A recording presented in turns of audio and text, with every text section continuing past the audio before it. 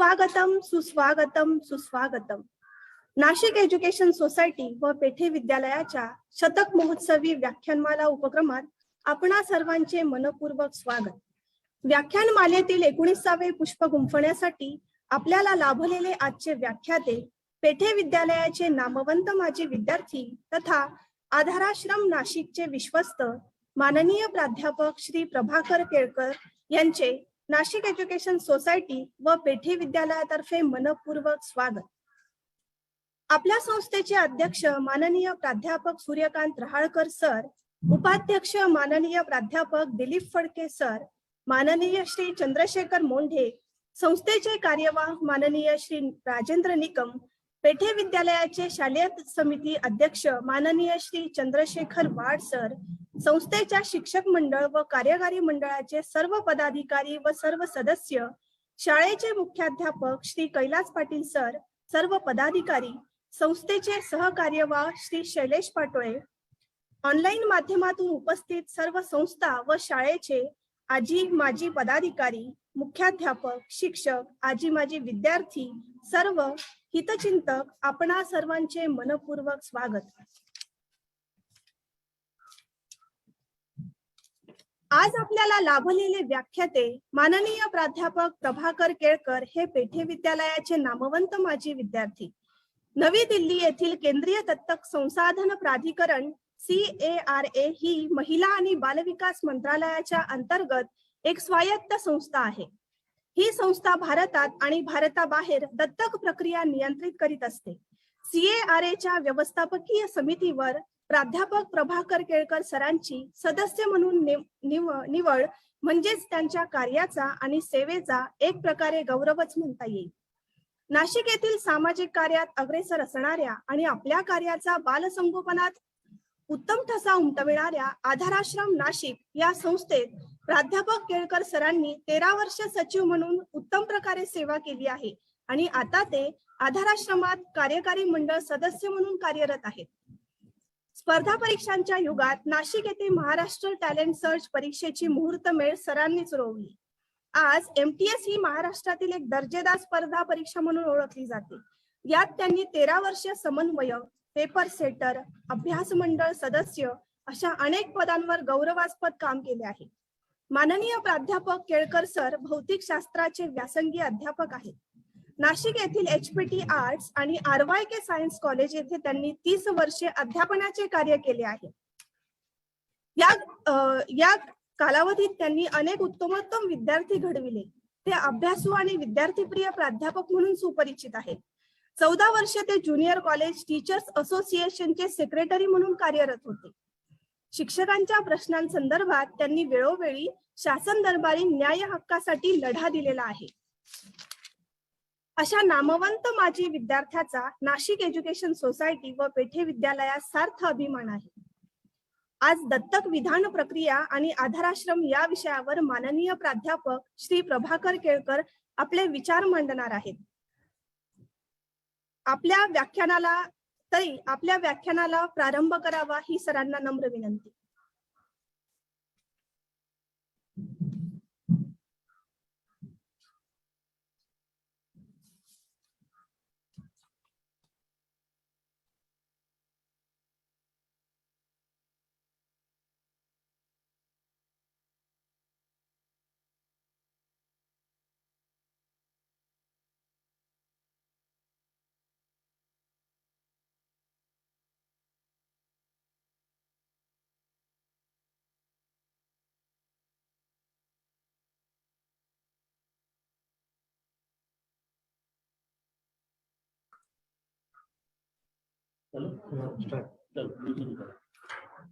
नमस्कार. पेठे विद्यालय आणि नाशिक एज्युकेशन सोसायटी यांच्या शतक महोत्सवी व्याख्यानमालेमध्ये आज 19वा पुष्प गुंफण्यासाठी मी आपणासमोर उपस्थित आहे. याच्या आधीची बरीचशी व्याख्यानं मी बघितली आहेत, ऐकली आहेत. त्याची प्रथा थोडीशी बाजूला सरून मी माझ्या भाषणाला वेगळ्या प्रकारे सुरुवात करणार आहे. त्याचं कारणही माझ्या भाषणाच्या ओघात आपोआप येईलच. या कुंदेंदु तुषारहार धवला या श्वेत या शुभ्रवस्त्रावृता या वीणावर दंड मंडित करा या श्वेत पद्मासना या ब्रह्माच्युत शंकर प्रभृतिभिर देवै सदा वंदिता सा मां पातु सरस्वती भगवती निःशेष जाड्यापहा. आता शाळा सुरू करायला हरकत नाही. याचं कारण असं आहे की मी ज्यावेळी पेठे हायस्कूलमध्ये विद्यार्थी म्हणून होतो त्यावेळी सुरुवातीला शाळेच्या सुरुवातीला प्रार्थना म्हणायचं काम माझ्याकडे होतं. अनेक वर्ष ते काम मी केलेलं आहे. शाळा भरली, बेल झाली की उपमुख्याध्यापकांच्या खोलीत जायचं, माईक ऑन करायचा, मग भैयाजीने बेल दिली की मी प्रार्थना म्हणायची आणि त्याच्यानंतर शाळा सुरू व्हायची. त्याचा एक फायदा मात्र मला नक्कीच झाला. कायम मला वेळेवर हजर राहावं लागायचं. आधीच्या बऱ्याच व्याख्यानांमध्ये तुम्ही ऐकलं असेल, बचिम सहस्रबुद्धे सर, पुरा वैद्य सर उशिरा येणाऱ्या विद्यार्थ्यांना छड्या मारण्यासाठी दारात उभे असायचे. सुदैवाने ती छडी मला कधीच खावी लागली, कारण प्रार्थना म्हणण्यासाठी मला शाळेच्या वेळेच्या आधी हजर राहणं गरजेचं असायचं.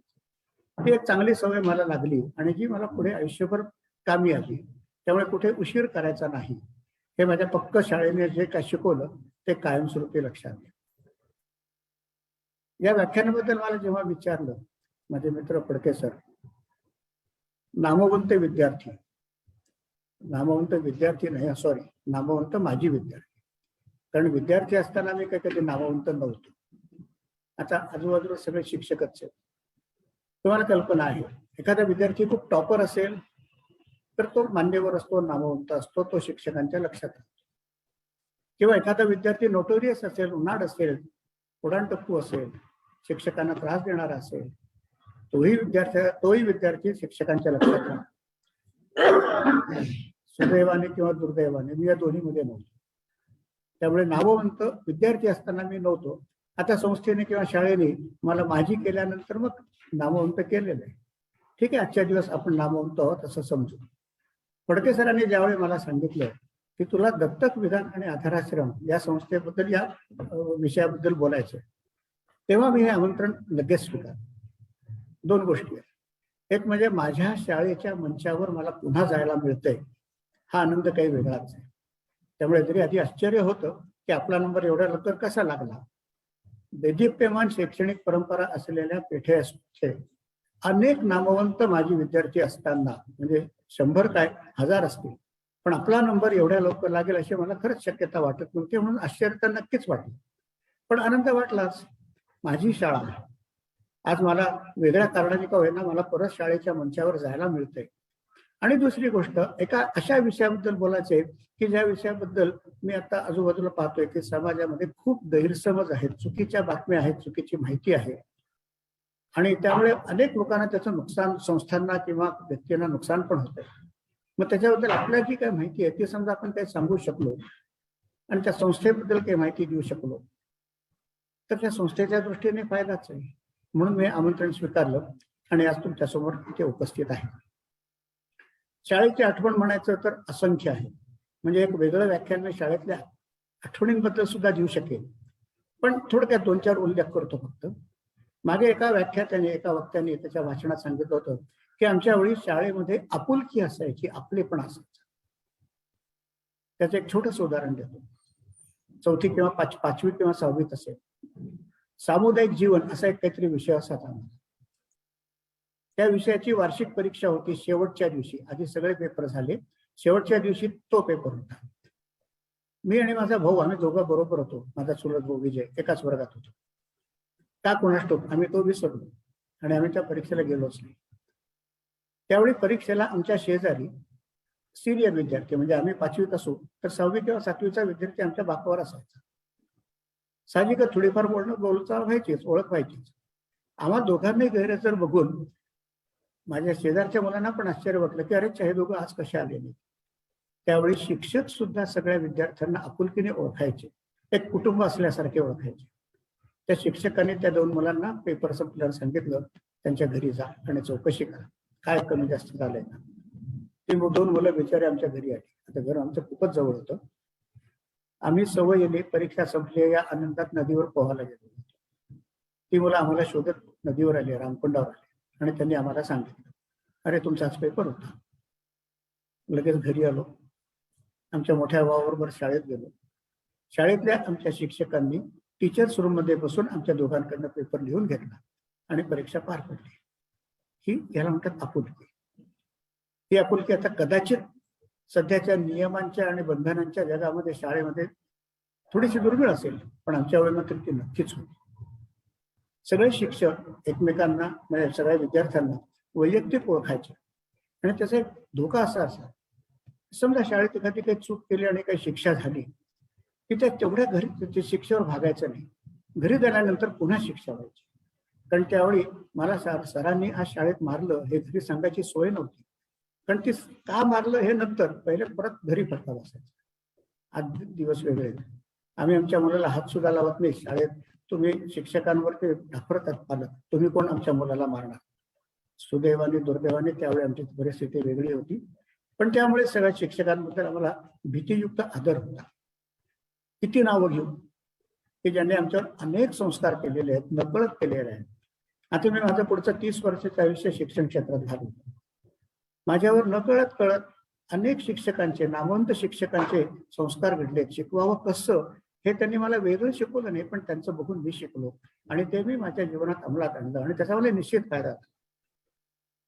गणित शिकवणारे धुमशा देशपांडे सर, इंग्लिश शिकवणारे अशोक देशमुख सर किंवा बचिम सहस्रबुद्धे सर, मराठी शिकवणारे कावी जोशी सर, पीटी शिकवणारे साठे सर.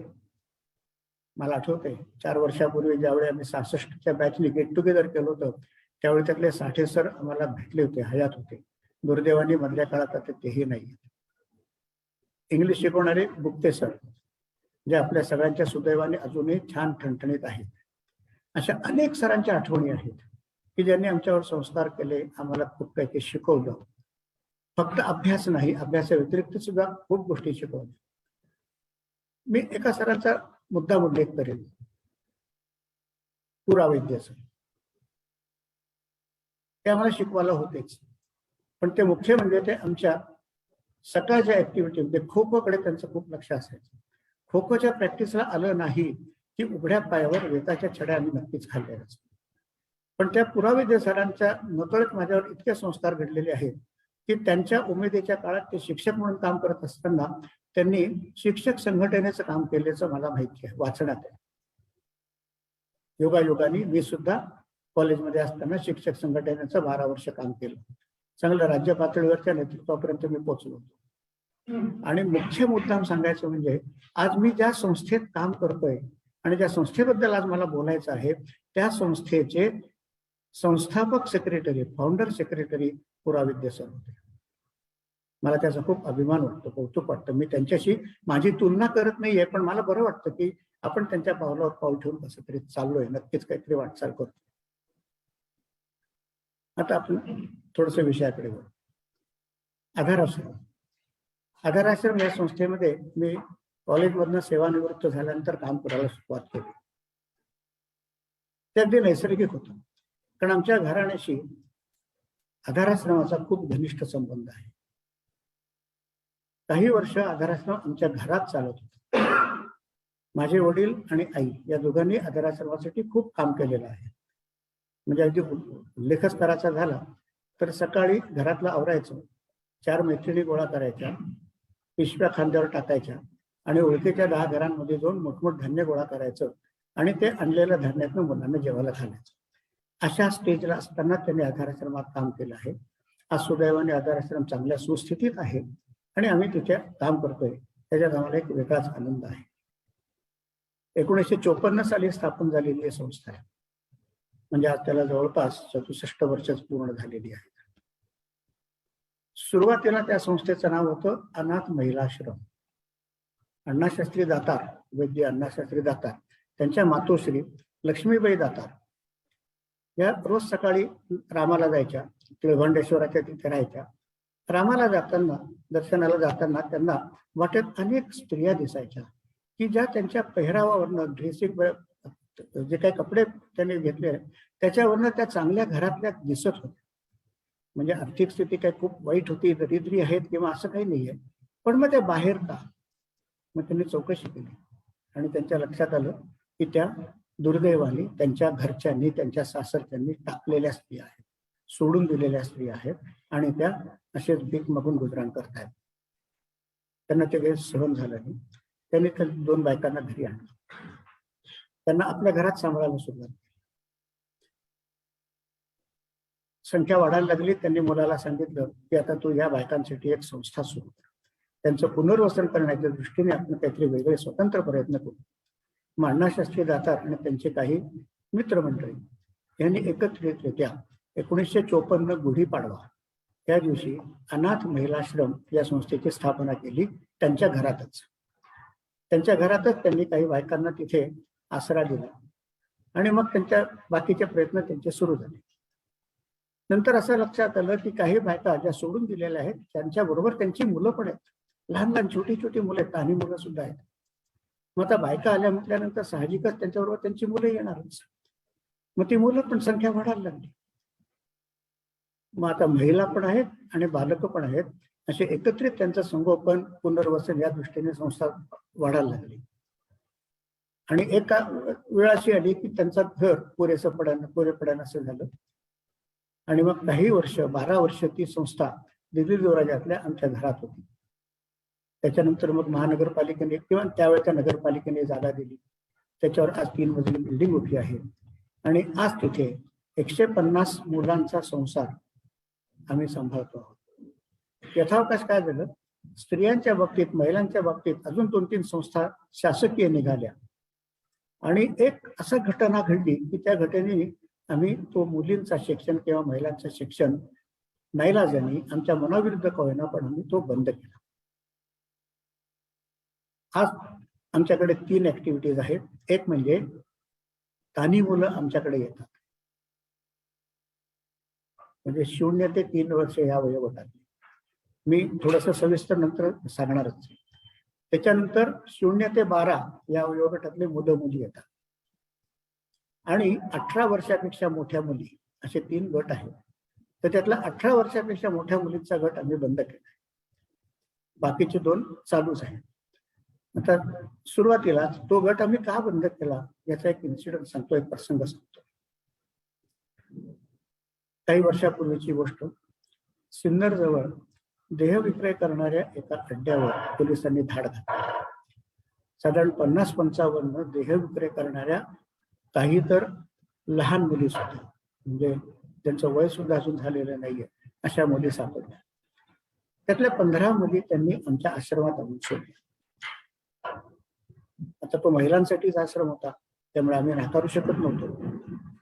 त्या पहिल्यांदा 15 मुलींना आणल्यानंतर आम्ही साहजिकच त्यांची एक स्वतंत्र व्यवस्था केली. अत्यंतिक दारिद्र्य आणि अत्यंतिक अशिक्षितपणा, अज्ञान याच्या त्या व्हिक्टीम होत्या. त्यांना आणल्यानंतर सगळ्यात पहिले आम्ही त्यांना स्वच्छ अंघोळी घातली, त्यांना नवीन कपडे दिले, त्यांना पोटभर खायला घातलं. त्यांना पोटभर खायला घातल्यानंतर, चांगलं खायला घातल्यानंतर त्यांच्या चेहऱ्यावरचे भाव बघण्यासारखे होते. त्याच्यानंतर त्यांनी बोलण्याच्या ओघात सांगितलं, हो असं आम्ही अन्न कधी आतापर्यंत बघितलंच नाही. त्यांच्याबरोबर त्यांना आणून सोडणाऱ्या एक लेडी इन्स्पेक्टर होत्या, किंवा इन्स्पेक्टर नाही, त्या ACP होत्या. त्यांनी आमच्या आश्रमातल्या कर्मचाऱ्यांना गोळा केला आणि त्यांना थोडंसं प्रबोधन केलं की या बायकांना तुम्हाला आता सांभाळायचे काही दिवस. आमच्या सोशल वर्कर्सना सांगितलं की यांचा पत्ता काढा, त्यांना बोलतं करा, पत्ता काढा, त्यांच्या पालकांना बोलवून घ्या आणि त्यांना त्यांच्या पालकांकडे आमच्या समक्ष, अर्थातच पोलिसांच्या समोर सुपूर्द करा. आमच्या सोशल वर्कर्सने काम चालू केलं. पण त्याच्या आधी आता ह्या बायका इथे राहणार आहेत म्हटल्यानंतर त्यांना सांभाळणारे जे आमचे कर्मचारी वृंद आहेत त्यांना त्या ACP बाईंनी एक छानसं प्रबोधन केलं. या ज्या महिला आहेत त्या महिलांकडे तुम्ही गुन्हेगार या नजरेने बघू नका, त्या परिस्थितीच्या बळी आहेत या नजरेने बघा आणि मग आपोआप तुमचा त्यांच्याकडे पाहण्याचा दृष्टिकोन बदलेल. आमच्या कर्मचाऱ्यांनी खरंच ते ऐकलं आणि मग त्यांना खूप छान त्यांना वागवायला सुरुवात केली की जशी वागणूक त्यांनी आतापर्यंत कधी बघितलीच नव्हती. मी मगाशी म्हटलं तसं अत्यंतिक दारिद्र्य आणि अशिक्षितपण, अज्ञान, त्यामुळे त्यांना ह्या गोष्टी काही माहितीच नव्हत्या. आम्ही त्यांना नुसतंच बसवून ठेवलं. त्यांच्या एका हॉलमध्ये. 4 वेळाचा खाऊ पिऊ घालत होतो, अंथरूण पांघरूण उत्तम देत होतो. त्यातल्या काही महिलांना, काही काय जवळपास सगळ्याच महिलांना तंबाखू किंवा गुटखा याचं व्यसन होतं. बेचैन झाल्या. आम्ही आमच्या काउन्सिलरच्या मदतीने विचारलं काय करता येईल. त्यामुळे त्यांना आणून द्या, त्यांना गुटखा किंवा तंबाखू असेल ते आणून द्या, फक्त त्यांची रिक्वायरमेंट असेल त्याच्या 10% द्या. त्याच्याप्रमाणे आणून दिलं. मग त्या जरा स्थिर झाल्या, नाहीतर त्या व्हायलंट व्हायच्या. आणि मग त्यांना हळूहळू आम्ही प्रबोधन करायला सुरुवात केली. त्यांच्या खिडकीतून बघत होते आम्ही आश्रमाचं काय काम करतोय. 600-125 बालक तिथे बागडतायत, खेळतायत आणि त्यांची आम्ही खूप छान काळजी घेतो. त्यांच्या कर्मचारी महिला त्यांना खूप सांभाळतात. हे सगळं बघितल्यानंतर मग कळत त्यांच्या मनामध्ये काहीतरी द्वंद्व सुरू झालं की हे काय चाललंय. तोपर्यंत आमच्या सोशल वर्कर्सनी त्यांचा पत्ता शोधून काढला. सगळ्या बंगाली बोलणाऱ्या होत्या. ज्यावेळी बंगाली बोलतात असं कळलं त्यावेळी आम्ही बंगाली बोलणारा माणूस बोलवला. त्याच्या साह्याने त्यांना बोलतं केलं आणि बोलतं केल्यानंतर 15 महिलांच्या 15 वेगवेगळ्या गोष्टी कळल्या आम्हाला. कोणी फसवल्या गेल्या. त्यांच्या आईवडिलांना सांगितलं आम्ही त्यांना मुंबईला चांगल्या नोकऱ्या देतो आणि त्यांना इथे आणले. कोणी चक्क पळवून आणलेलं आहे. त्यांच्या आईवडिलांना माहिती नाही त्या मुली कुठे येते. 1-2 केसेस तर अशा होत्या की त्यांच्या नवऱ्यांनीच त्यांच्या बायकोला कामाला लावलेलं आहे. अशा सगळ्या विचित्र गोष्टी ऐकल्यानंतर मात्र आम्हाला त्या एसीबी बाईचं म्हणणं पटलं की या गुन्हेगार नाही आहेत, या परिस्थितीच्या बळी आहेत. त्यामुळे यांना शिक्षा करायची नाहीये, यांचं पुनर्वसन करायचं. आम्ही त्यांच्या पालकांना बोलवलं, संपर्क साधला. कित्येक पालकांना माहिती सुद्धा नाही की आपल्या मुली कुठे आहेत. कित्येक पालकांना बंगालमधनं नाशिकला येण्या इतकी सुद्धा परिस्थिती नव्हती. आम्ही तिथल्या पोलिसांशी संपर्क साधून त्यांची ते प्रवासाची सोय केली. त्या बायका इथं त्यांचे पालक इथे आले, त्या मुलींना आम्ही सुपूर्द केलं. ज्यावेळी त्या मुली तिथून निघाल्या त्यावेळी त्या रडत होत्या. त्यामुळे अहो इतक्या वर्षामध्ये आम्ही असं काही जीवन कधी बघितलंच नाही, असं अन्न कधी खाल्लं नाही, असं काही जीवन बघितलंच नाही. तुम्ही आम्हाला इथे ठेवून घेता का? आम्ही या मुलांना सांभाळायचं काम होतं. आम्हाला आता त्या ज्या काही कामातून आम्हाला पकडले तिथे आम्हाला परत जायची अजिबात इच्छा नाही आहे. आम्ही सुधारणार आहोत. नाईलाजाने ह्या गोष्टी करत होतो. आम्ही या मुलांना आमच्या मुलांसारखं सांभाळू, तुम्ही फक्त आम्हाला इथे ठेवून घ्या. अक्षरशः पाया पडत होत्या, त्या रडत होत्या. आता कायदा आहे, आमचा नाईलाज होता.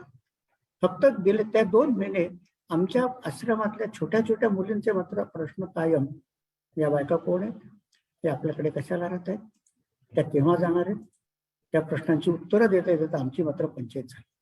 आणि त्यावेळी आम्ही ठरवलं की आता इथून पुढे अशा बायकांना आपल्या संस्थेत आणायचं नाही. त्यांना बाकीच्या संस्था आहेत, आपण लहान मुलांवरच कॉन्सन्ट्रेट करायचं. आणि तेव्हापासून आम्ही तो सेक्शन बंद केला. आणि आता आमच्याकडे फक्त 2च विभाग आहेत.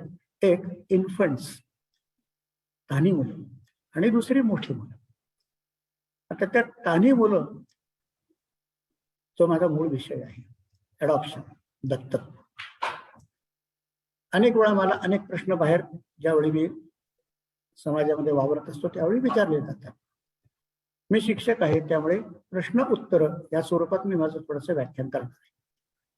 ही मुलं तुमच्याकडे कुठून येतात हा मला विचारला जाणारा नेहमीचा प्रश्न. ही 2 प्रकारची असतात. एक तर अबॅन्डन्ड, सोडून दिलेली, किंवा सरेंडर्ड, आणून सोडलेली असतात. ती जनरली अबॅन्डन्ड मुलं असतात किंवा सरेंडर सुद्धा तान्ही असतात, 1 महिन्याच्या आतल्या वयाची असतात. अबॅन्डन्ड म्हणजे कुठेतरी मंदिरामध्ये, कुठेतरी एसटी स्टँडवर, कुठेतरी दुकानाच्या फळीवर सोडून दिलेली असतात. एक तर प्रसंग असा आहे की पहाटे 2 वाजता आमच्या आश्रमातल्या बायकांना जाग आली, रडण्याचा आवाज येत होता. त्यांनी खालती जाऊन बघितलं तर एक अत्यंत उंची सुबक असा पाळणा आणून ठेवलेला होता. त्या पाळण्यामध्ये छान अंथरूण पांघरूण होतं, दुधाची बाटली होती, थोडेसे पैसे होते, काही लहान मुलांचे कपडे पण होते आणि एक छान गोंडस बाळ ठेवलेलं. आणि ते रडायला लागल्यानंतर आमच्या बायकांना कळलं कुणीतरी रात्री 2 वाजता ठेवून गेलेलं आहे. असे प्रसंग क्वचितच. असे प्रसंग फक्त सिनेमातच बघायला मिळतात. बाकी अदरवाईज कुठेतरी ते सोडून दिलेली मुलं असतात. काही बायका नाईलाजाने ह्या गोष्टी करतात, हे मान्य आहे. पण मग सोडून दिलेली आमच्याकडे पोलिसांमार्फत येतात. ती मुलं आल्यानंतर आमच्या पुढे पहिला प्रश्न असतो त्यांना जिवंत ठेवायचा. ज्या मुलाला किंवा मुलीला, ज्या बाळाला म्हणून आपण दर 4 तासांनी फिडिंगची गरज आहे, ते बाळ 24 तास समजा दूध न पिता राहिलं असेल तर त्याची काय अवस्था झाली असेल तुम्ही कल्पना करू शकता. त्यामुळे त्या बाळाला जिवंत ठेवणं हा आमच्या पुढे पहिला प्रश्न असतो. अनेक वेळा आम्हाला त्यांना ICU मध्ये वगैरे NICU मध्ये सुद्धा ऍडमिट करावं लागतं, पण आम्ही तिथे कुठे काटकसर करत नाही. कारण ते जन्माला आलेलं बाळ त्याचा जगण्याचा त्याचा हक्क आहे आणि तो हक्क त्याला दिला पाहिजे. आमची संस्था त्याच्यासाठी. त्या बाळाला आम्ही जिवंत ठेवतो, सांभाळ करतो. तोपर्यंत पोलीस त्यांचे प्रयत्न करतात की त्याचे पालक म्हणजे जन्मदाती आई कुठे सापडते का. आता जी बाई त्या मुलाला सोडून गेलेली आहे तिचा पत्ता लागणं शक्यच नाहीये. पण कायद्याने 3 महिने प्रयत्न होतात. 3 महिन्यानंतर पोलीस कळवतात की ह्या बाळाचा त्यांच्या आई वडिलांचा पत्ता लागत नाही. आता ते बाळ कायदेशीररित्या दत्तक द्यायला मोकळं झालं. We call it as legally free for adoption. आणि 3 महिने आम्ही त्याची काळजी घेतलेलीच असते. त्याला काही रोग बिग नाहीये ना, ते आजार नाहीये ना, हे सगळं बघून मग आमचे डॉक्टर सर्टिफाय करतात की now this baby is medically fit for adoption. त्यामुळे ही सोडून दिलेली मुलं अशा अवस्थेत असतात. काय अवस्थेत असतात मी तुम्हाला सांगितलं. मग हे कोण सोडतं? अनवेड मध्ये लग्न न होता मुलं झालेली असतात. फसवल्या गेलेल्या मुली, म्हणजे अगदी चांगल्या चांगल्या घरातल्या सुशिक्षित घरातल्या मुलींचे सुद्धा केसेस आम्ही इथे बघितलेले आहेत. प्रेम प्रकरण होतं, दिवस जातात, पहिले काही दिवस लपवलं जातं, नंतर ज्यावेळी आता लपवणं शक्य नाही त्यावेळी अबॉर्शन करण्याची पण वेळ निघून गेलेली असते. मग जन्म देण्याशिवाय पर्याय नसतो. त्यातले काही जन्म देतात आणि सोडून देतात, पण काही जन्म देतात पण आमच्याकडे आणून देतात. ते म्हणजे दुसरी category, surrendered baby. Surrender baby म्हणजे ती बाई तिच्या बाळाला अधिकृतरित्या आमच्याकडे आणून देते आणि ॲफिडेव्हिट करून देते की हे बाळ मी तुमच्या सुपूर्द करत आहे. त्या बाळाचा माझा आता याच्या पुढे संबंध नाही. हे बाळ कोणालाही दत्तक द्यायला तुम्ही मोकळे आहात. म्हणजे ते सरेंडर. सरेंडर केल्यानंतर सुद्धा 3 महिन्यापर्यंत आम्ही वाट पाहतो. त्या बाईला कदाचित घरी गेल्यानंतर अशी जाणीव होण्याची शक्यता आहे की आपण केलं चुकीचं तर नाही ना केलं.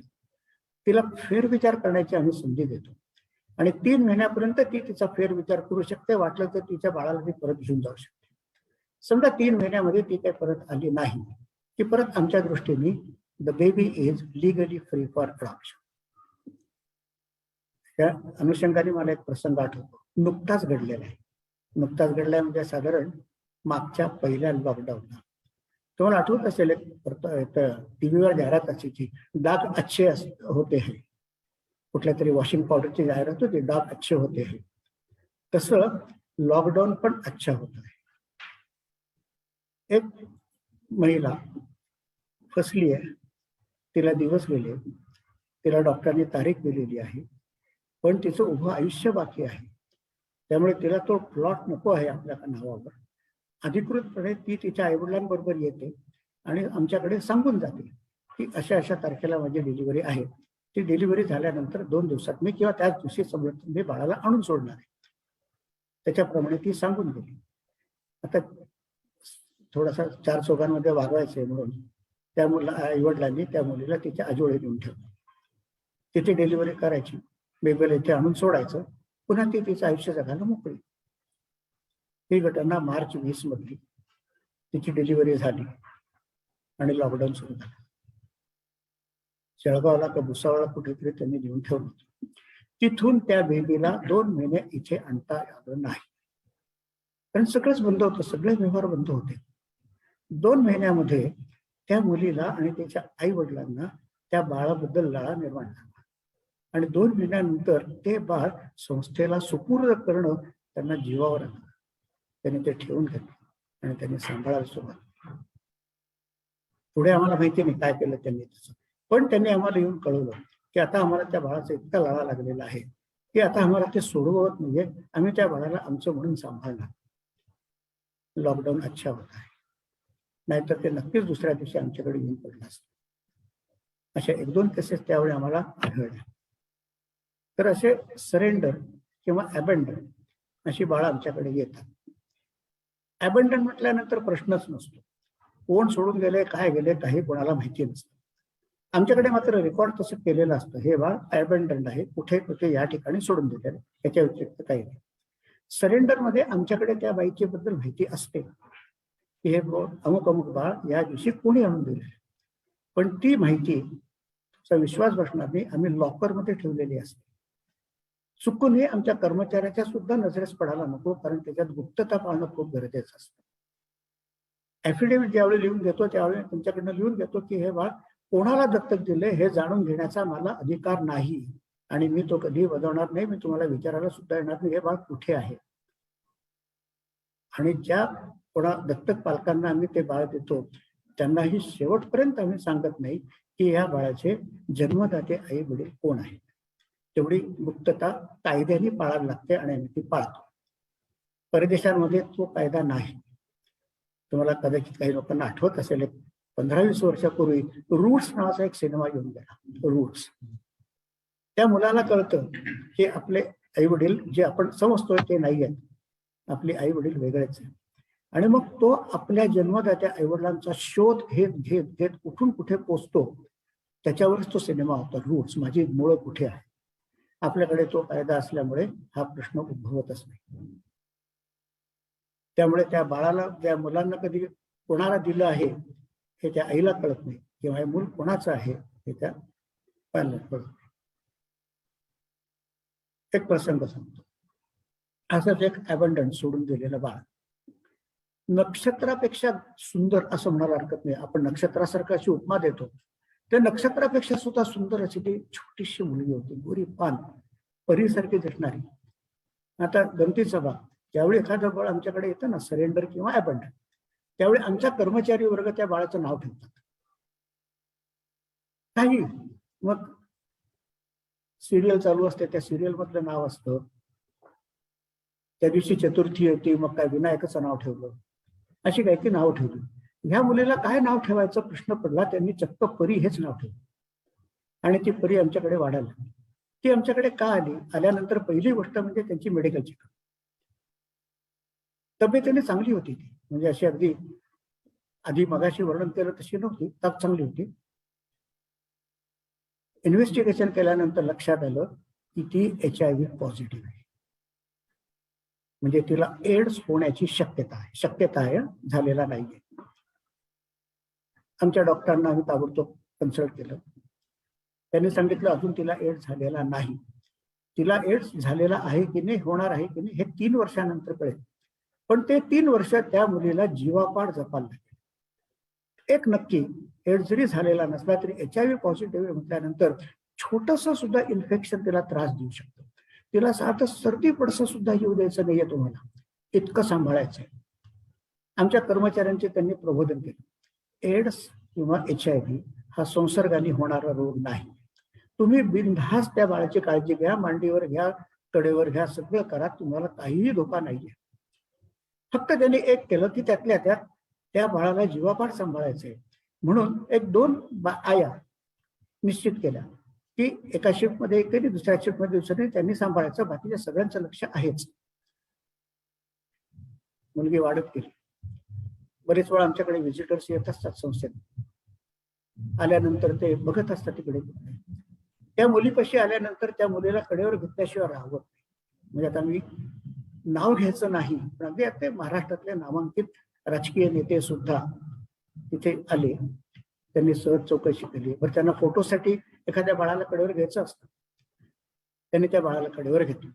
फोटोग्राफर्सने फोटो काढले आणि मग त्यांनी सहज विचारलं की बाळ इथे काय आहे. त्यावेळी मी त्यांना सांगितलं HIV पॉझिटिव्ह.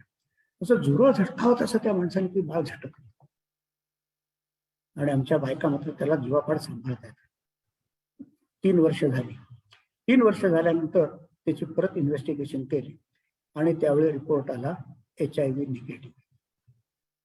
त्या बायकांना हायचं वाटलं. 3 वर्ष त्यांनी सांभाळलं.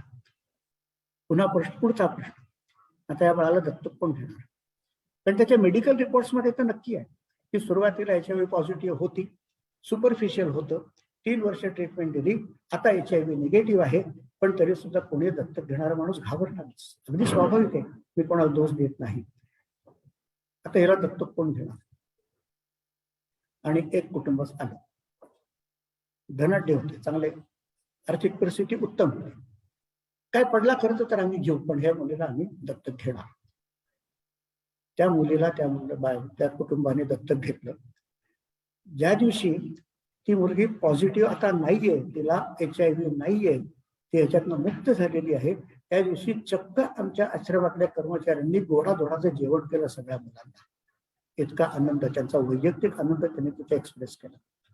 आणि ज्यावेळी ती मुलगी दत्तक गेली त्यावेळी तिला सोडायच्या वेळी ज्या 2 बायकांना तिला सांभाळायची जबाबदारी दिली होती त्या बायका समोर यायला तयार नाही, त्या रडत होत्या. 3 वर्षामध्ये त्यांची सुद्धा अटॅचमेंट इतकी झालेली होती. हे असे ते प्रसंग बघितल्यानंतर मात्र असा काटा येतो अंगावर, रडू आवरत नाही तिथे आम्हाला सुद्धा. पण असे असंख्य प्रसंग, अनेक प्रसंग, रोजचा नवीन प्रसंग आम्ही तिथे अनुभवतोय. तर आता लिगली फ्री झाली, मेडिकली फ्री झाली, आता दत्तक द्यायला हरकत नाही. मग आता दत्तक कोण घेणार? आमच्याकडे 4 कॅटेगरीतले लोक दत्तक घ्यायला येतात. एक, ज्यांना स्वतःचं मूल होऊ शकत नाही. साहजिक आहे, मातृत्वाची पितृत्वाची हौस असते, आवड असते, कुटुंबाचं पूर्ण झालं असं वाटत नाही, फॅमिली कंप्लीट झाली असं वाटत नाही, त्यामुळे ते दत्तक घ्यायला येतात. ही पहिली कॅटेगरी. पण मी थोडासा वृक्ष बोलतोय कारण आम्ही त्याच्यातनं गेलेलो आहे. ती त्यांची गरज म्हणून ते येतात. दुसरी कॅटेगरी, त्यांना पहिलं मूल असतं, पण ते पहिलं मूल त्याच्यामध्ये काहीतरी जन्मजात दोष असतो, काहीतरी डिफेक्ट असतो. आता आपल्या पश्चात या बाळाला कोण सांभाळणार? आपण आहोत तोपर्यंत तर सांभाळू, नंतर कोण? मग त्याला भावंड असायला पाहिजे. पण पुन्हा भावंड झालं आणि जेनेटिकली तोही त्याच्यातही दोष निघाला तर काय करा? मग दुसरं बाळ दत्तक घ्यायचं, पण ते चांगलं आहे.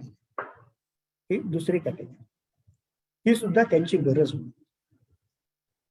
तिसरी कॅटेगरी, सामाजिक जाणीव म्हणून एक मूल दत्तक घ्यायचं, त्याच. मग पहिलं मुलगा मुलगी असेल तर मुलगा दत्तक घ्यायचा, पहिला मुलगा असेल तर मुलगी दत्तक घ्यायची. पण केवळ एक आपली नैतिक जबाबदारी, सामाजिक जाणीव म्हणून दुसरं अपत्य दत्तक घ्यायचं. हे आमच्या दृष्टीने सगळ्यात आदर्श दत्तक. इथे व्यवहार नाही, इथे फक्त भावना आहे. आम्ही दत्तक देताना पालक ओरिएंटेड किंवा पालक सेंटर्ड असं समजत नाही. दत्तक विधी हा चाइल्ड सेंटर आहे, चाइल्ड सेंटर. त्या पालकांना मूल हवे म्हणून आम्ही देतोय नाही, त्या मुलाला चांगले पालक मिळावे, कारण ते मुलगा जन्माला आलाय, त्याला उत्तम पालन पोषण मिळावं हा त्याचा जन्मजात अधिकार आहे, हक्क आहे. तो त्याला मिळवून देण्यासाठी म्हणून आम्ही त्याला दत्तक देतो आहोत. त्यामुळे पालक सेंटर नाही, तर चाइल्ड सेंटर दत्तक असा एक आमचा मोटो आहे. त्यामुळे त्या तिसऱ्या कॅटेगरीतले पालक आम्हाला निश्चितच आवडतात. आणि चौथी कॅटेगरी, तुमचा विश्वास बसणार नाही, आमच्याकडे पालक आले, त्यांनी रितसर सगळे प्रोसिजर केले, नोंदवलं सगळं. तिथे तुम्हाला वयाची अट टाकायची असते की तुम्हाला किती तेवढं मूल हवंय. त्यांनी सांगितलं 0 ते 2, तर त्यांना एक 4-6 महिन्याचं बाळ दाखवलं. सर्वसाधारणपणे सगळ्या लोकांना तानं बाळ हवं असतं, अगदी स्वाभाविक आहे. त्यांना आपण पाहिजे तसं वाढवू शकतो, त्याला बॅकग्राऊंड पाठीमागची काही हिस्ट्री नसते, त्याला मेमरीज नसतात त्या बाळाला, त्यामुळे आपल्याप्रमाणे ते वागू शकतं, वाढू शकतं. त्यांना 6 महिन्याचं मूल दाखवल्यानंतर त्या बाईने सांगितलं नाही नाही, मला हे मूल नकोय. का नकोय? मला माझी केअरटेकर सांभाळू शकेल अशाच वयाचं मूल हवंय. म्हणजे मग तुला हवंय कशाला मूल? आपल्याला मूल होत नाहीये हा कमीपणा झाकण्यासाठी म्हणून मूल हवंय. पण मी IT मध्ये आहे, आम्ही दोघेही IT मध्ये आहोत, आम्हाला ते बाळंतपण आणि ते प्रेग्नन्सी वगैरे सगळं उपद्रव करायला वेळ नाही. दुसऱ्या शब्दात, वाईट शब्दात, आम्हाला रेडीमेड मूल हवंय, ते सुद्धा कसं 2 वर्षाचं. म्हणजे त्याच्याकडचा आम्हाला फार खस्ता खावा लागणार नाही, कारण आम्हाला त्याच्या मागे लागायला वेळच नाही. आणि मग वय कशाला म्हणतो मला, तर फक्त एवढ्याच कारणासाठी मी म्हणतो काही दिवसांनी हे टेक्नोसेवी माणसं आहेत आणि लायकी नसताना आलेला पैसा असेल हे एखाद दिवशी अमेझॉनवर सुद्धा ऑर्डर करतील, मला मूळ इतकी वाईट परिस्थिती आहे. अर्थातच आम्ही त्यांना नाकारतो. आम्ही सांगतो मग ते मूल आमच्याचकडे जास्त सुरक्षित आहे तुमच्याकडे ठेवण्यापेक्षा. आता नाकारतो म्हटल्यानंतर प्रश्न आला की आम्ही नाकारू शकतो का, तर हो. आता दत्तक इच्छुक पालक सध्या मगाशी माझ्या परिचय करताना सांगितलं होतं, सेंट्रल अडॉप्शन रिसोर्स अथॉरिटी अशी एक संस्था आहे, स्वायत्त संस्था आहे, ministry of child women and child development याच्या अंडर. भारतात आमच्यासारख्या साधारण 400-450 संस्था आहेत की जिथे दत्तक विधी होऊ शकतो किंवा त्यांना परवानगी आहे. नाशिक जिल्ह्यामध्ये आमची एकच, बाकी संस्था कुठे नाशिक जिल्ह्यामध्ये नाही, अधिकृत नाही. त्या संस्थांवर नियंत्रण ठेवणारी ती कारा, ते कारा गाईडलाईन्स ठरवते, नियम ठरवते. तर त्यांनी काही गाईडलाईन्स ठरवलेल्या आहेत की ज्या आम्हाला फॉलो करायला लागतात. तर आता ज्या कोणाला दत्तक घ्यायचा असेल त्यांनी अर्ज करायचा काराकडे, आमच्याकडे नाही. आमच्याकडे बाळ जमा झालं असेल, सरेंडर्ड असेल, अबॅन्डन्ड असेल, लिगली फ्री, मेडिकली फ्री झालं की आम्ही काराला कळवायचं आमच्याकडे बाळ आहे. आणि कारा हे सगळं नियंत्रण करते. म्हणजे सगळ्या हिंदुस्थानातल्या 400 संस्थांमधनं बाळांची डाटा गोळा करतात. ज्यांना दत्तक घ्यायचं असेल त्यांनी तिथे अर्ज करायचा, ऑनलाईन अर्ज करायचा, आणि मग ते स्क्रुटिनी करतात आणि रॅन्डमली सांगतात की या बालकांना हे मूल द्यायचंय. ती प्रोसिजर मी थोडी ते नंतर सांगतो. कोण दत्तक घेऊ शकते? कोणी. सिंगल पेरेंट सुद्धा दत्तक घेऊ शकतात. फक्त वयाची अट आहे 45 पेक्षा कमी. उद्देश असा आहे की 45व्या वर्षी एखादं बाळ दत्तक घेतल्यानंतर एखादं वर्षाचा असेल तर तो पुरुष समजा 60 वर्षाचा होईपर्यंत तो सक्रिय असतो. तेवढ्या वेळापर्यंत ते मुलं 15-16 वर्षाचं तरी होणं अपेक्षित आहे. त्यामुळे 45 पेक्षा जास्त वय असेल तर आम्ही मूल देत नाही. सिंगल पेरेंट, आई एकटी असेल तरी ती मूल घेऊ शकते, वडील एकटे असतील तरी ते मूल घेऊ शकतात. फक्त एक छोटीशी अट अशी आहे की आई मेल चाइल्ड किंवा फिमेल चाइल्ड कोणी घेऊ शकते. पुरुष मात्र एकटा असेल तर तो फिमेल चाइल्ड घेऊ शकत नाही, तो फक्त मेल चाइल्डला अर्ज करू शकतो. मग आता अर्ज करताना त्या अर्जाबरोबर भरपूर माहिती द्यायची असते. आता एक गैरसमज की ही प्रोसेस खूप क्लिष्ट आहे, खूप महाग आहे. अजिबात नाही क्लिष्ट. आता तुम्हाला पासपोर्टसाठी अर्ज करायचा असला की 1760 कागद मागवतात. ती प्रोसेस तुम्हाला क्लिष्ट नाही का वाटत? मग हीच का वाटते? तुमची आर्थिक परिस्थिती, तुमची सामाजिक परिस्थिती, शैक्षणिक पात्रता, या सगळ्या गोष्टी तुम्हाला कळवायच्या आणि त्याचे डॉक्युमेंट्स पडायचे. आता शैक्षणिक पात्रता थोडेफार सुशिक्षित असावे एवढी किमान अट आहे. कारांनी याच्या बाबतीत कुठलेही कंडिशन टाकलेले नाही. ग्रॅज्युएशन पाहिजे, पोस्ट ग्रॅज्युएशन पाहिजे असं काही नाही. सुशिक्षित असावे. थोडक्यात काय आहे, ते जे काय बाळ आहे त्याला पुढे शिक्षण मिळावं एवढाच उद्देश आहे. त्याची डिस्क्रिप्शन पॉवर संस्थेकडे. आम्ही एखाद्या पालकाला तो नाही आम्हाला सुशिक्षित वाटला, सुसंस्कृत वाटला, आम्ही नाकारू शकतो. फक्त नाकारल्यावर त्याचं समर्थन मात्र आम्हाला योग्य ते करायला लागतं. त्यामुळे शैक्षणिक पात्रता, मग तुमचे सगळे डॉक्युमेंट तुम्हाला पाठवायला लागतात. आर्थिक पात्रता, तुमचं स्वतःचं घर आहे का, भाड्याचं घर चालतं, फक्त झोपडपट्टीत राहणारं नको, रस्त्यावर राहणारं नको, किमान काहीतरी असाल पाहिजे. त्या बाळाची काळजी घेणे इतकी आर्थिक क्षमता तुमची असली पाहिजे. मग आता ते रिलेटिव्ह आहे, कसं काय ठरवायचं? त्यांनी काय असा नियम टाकलेला नाही की किमान 20,000 रुपये मासिक उत्पन्न असावं असं काही त्यांनी कारांनी गाईडलाईन दिलेल्या नाही. पण मग त्याची परत डिस्क्रिप्शन पॉवर आमच्याकडे, आम्ही बघून ठरवतो की हे सांभाळू शकतायत. त्या पालकांचे सामाजिक स्थान काय आहे, आम्ही त्याचं पोलीस रेकॉर्ड चेक करतो. म्हणजे त्यांनी सबमिट करायचं. ज्यावेळी तुम्ही अर्ज करता त्यावेळी अर्जामध्ये एखाद्या जवळच्या संस्थेचं तुम्हाला पत्ता द्यावा लागतो, नाव द्यावं लागतं. म्हणजे तर नाशिक जिल्ह्यातला कोणी अर्ज करणार असेल तर ते आधार आश्रमाचं नाव देतात. मग आधार आश्रमातला सोशल वर्कर त्यांच्या घरी जातो, त्यांनी दिलेली माहिती सगळी पडताळून पाहतो. त्याला काही शंका आली तर त्याच्या आजूबाजूला शेजारी बाजारांकडे पण चौकशी करतो. अजून काही शंका आली तर तू जिथे नोकरीला असेल त्याच्या नोकरीच्या ठिकाणी जाऊन पण चौकशी करतो. आणि सगळी खातं जमा झाली की कळवतात की बा हे पालक दत्तक घ्यायला पात्र आहेत. त्यांचं इंटेन्शन ऑनेस्ट आहे, प्रामाणिकपणे त्यांना दत्तक हवाय. ही सगळी माहिती गोळा केल्यानंतर ती काराकडे जाते आणि मग कारा त्यांना कळवतो. त्या अर्जामध्ये तुम्हाला असंही द्यायचं असतं की तुम्हाला कुठलं बाळ हवंय, म्हणजे कुठलं म्हणजे साधारण कुठल्या एरियामधलं, रिजन नाशकातलं हवंय असं नाही देऊ शकत. तुम्ही वेस्टर्न इंडियामधलं देऊ शकता, म्हणजे गोवा, महाराष्ट्र, कर्नाटक, गुजरात आणि गोवा एवढ्या प्रांतातलं पाहिजे. आता त्याचं कारण असं आहे, ते मूल त्याच एरियातलं असेल तर त्या बाळाचं कॉम्प्लेक्शन, त्याची चढ ही त्या एरियाप्रमाणे असते. एखाद्या नाजूक आई वडील आहेत महाराष्ट्रातले आणि त्यांनी पंजाबातल्या एखाद्या संस्थेतनं मूल घेतलं आणि ते लहान असताना तर कळणार नाही, हे मोठं झाल्यानंतर, ते धिप्पाड झाल्यानंतर सहज कोणाच्याही लक्षात येतं, अरे हे त्याचं स्वतःचं मूल दिसत नाही, दत्तक मूल. तसं नको असेल तर तुमच्या एरियातलं तुम्ही घ्या, म्हणजे ते सहज साधारणपणे चण, कॉम्प्लेक्शन, रंग वगैरे हे मॅच होतं आणि तुम्हाला अडचण येत नाही. वयाची अट तुम्ही टाकू शकता, मला 0 ते 2 पाहिजे, 2 ते 4 पाहिजे, मला 4 पेक्षा मोठं चालेल, हे तुम्ही त्या अर्ज करताना भरायचं. मेल चाइल्ड पाहिजे का फिमेल चाइल्ड पाहिजे हा पण ऑप्शन तुम्हाला असतो. आणि हे सगळं झाल्यानंतर ज्यावेळी तुमचा नंबर लागतो त्यावेळी तुम्हाला कळवतात. समजा ते नागपूरचे कुटुंब आहे, त्यांना कळवलं की तुम्हाला आधार आश्रमातलं एक मूल असं असं आहे, ते अलॉट झालेलं आहे, ते तुम्ही जाऊन बघा. मग ते पालक इथे येतात. आल्यानंतर एक अडॉप्शन कमिटी म्हणून आहे, त्यांची एक मीटिंग असते. त्या अडॉप्शन कमिटीमध्ये संस्थेचा माणूस असतो, एक सोशल वर्कर असतो, एक वकील असतो, एक डॉक्टर असतो, ऑनरही असतात, आणि मग त्यात सरकारी प्रतिनिधी असतो, वुमेन अँड चाइल्ड डेव्हलपमेंट म्हणजे महिला आणि बाल कल्याण खात्याचा एखादा अधिकारी.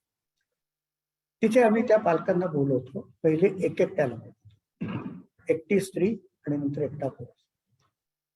त्या नवरा बायकोंचं वैवाहिक जीवन कसं आहे, त्या दोघांनाही दत्तक मूल हवं आहे का एकाचा जास्त आग्रह आणि दुसरा थोडासा रिलक्टंट आहे, तेही तपासून पाहतो. त्यांच्या घरात अजून कोण कोण माणसं आहेत, आई वडील आहेत का, आई वडिलांची परवानगी आहे का, नाहीतर आम्ही दिलेल्या दत्तक मुलामुळे त्यांच्या घरात भांडणं व्हायला नको. आणि पुन्हा हे दत्तक विधी हा नॉन रिटर्नेबल असतो, एवढं लक्षात ठेवा. नाही पटलं तर ते मूल आम्ही परत नाही घेऊ शकत, घ्यायचंच नसतं, कारण ते दत्तक बाळ आहे, ती कॉमोडिटी नाहीये, वस्तू नाहीये परत घ्यायला. त्यामुळे या सगळ्या गोष्टींची खातरजमा करून आम्ही ते बाळ त्यांना दाखवतो. पहिले फक्त दाखवतो, दाखवल्यानंतर ते बघितल्यानंतर त्यांना ते पटलं, कदाचित फोटो वेगळा असेल आणि प्रत्यक्ष बाळ वेगळं असेल वगैरे, असं पटल्यानंतर त्यांनी तिथे आम्हाला लेखी कळवायचं की ठीक आहे, आम्हाला हे मान्य आहे. मग आम्ही त्यांना ते बाळ सांगतो, ठीक आहे आता हे तुम्हाला आम्ही देतो. मग त्यांना ते मोबाईलवर फोटो काढायचे असतात, तिकडे तिकडे पाठवायचे असतात, ते सगळं नंतर. आता याच्यात निमित्ताने अजून एक मला प्रसंग आठवतो. आम्ही त्या दत्तक पालकांना, इच्छुक पालकांना ही सगळी माहिती सांगतो आणि मग आम्ही तुम्हाला त्या मीटिंगने अप्रूव्ह केल्यानंतर ते बाळ दाखवू. मग दाखवल्यानंतर तुम्हाला ते मान्य असेल, पटलं असेल तर तुम्ही त्याचा कन्सेंट द्यायचा. त्या पालकांनी सांगितलं, कुठे सही करायचे सांगा, मी लगेच करतो. तुम्ही दाखवल्यानंतर कोणीही करायचं, दाखवायच्या आधी जसं काही असेल तसं मूल आम्हाला हवं. त्याचा रंग थोडासा काळाच आहे, ते फारच कृश आहे, मला काही घेणं देणं नाहीये, मला बाळ हवंय. हेच समजा मला नैसर्गिकरित्या असं बाळ झालं असतं तर मी परत केलं असतं का कोणाला? नाही. हे काही चॉईसची गोष्ट नाहीये. मी म्हटलं तसा हा व्यवहार नाहीये, हा भावनेचा प्रश्न आहे. तुम्ही सांगा कुठे सही करायची, मी सही करतो आणि बाळ घेतो, नंतर मग तुम्ही दाखवा. असेही पालक आम्हाला सापडतात आणि असे विचारणारे सापडतात की बा 3 महिन्यासाठी आम्ही घेऊन जाऊ, नाही पटलं तर परत आणून देऊ का?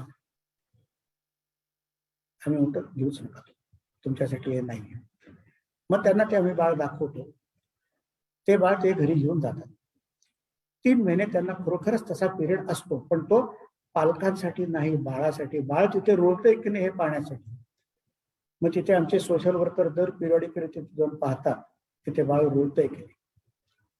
आणि मग ते सगळं झालं की मग ते कोर्टात केस दाखल होते आणि मग कोर्टाचं अप्रूव्ह झालं की ते अधिकृत दत्तक झालं. एक प्रसंग आठवला, ठाण्याचं एक कपल होतं. त्यांना आम्ही बोलवलं की असं असं म्हणून तुम्हाला अलॉट झालेलं आहे, तुम्ही या. ते येताना 2 गाड्या भरून माणसं आले होते. असे समारंभाला जावे तसे कपडे घालून आले होते. त्यांना ही प्रोसिजर माहिती होती. ते म्हणाले नाही कसंही असो आम्हाला हे मूल घ्यायचंच आहे, आम्ही तयारीनिशी आलो. इथे तर जाऊ दे म्हणे, आमच्या ठाण्याला घरी जाऊन तुम्ही बघा काय तयारी केली. त्यांनी आम्हाला आग्रहपूर्वक विनंती केली की तुमच्याकडे कोणीतरी आमच्याबरोबर चलाच. मी त्यावेळी त्यांच्याबरोबर गेलो होतो खरंच ठाण्याला. असं मोठं आपल्याकडे जसं नयनतारासारखं कॉम्प्लेक्स आहे ना, तसं कॉम्प्लेक्स होतं कुठल्या तरी कंपनीचं.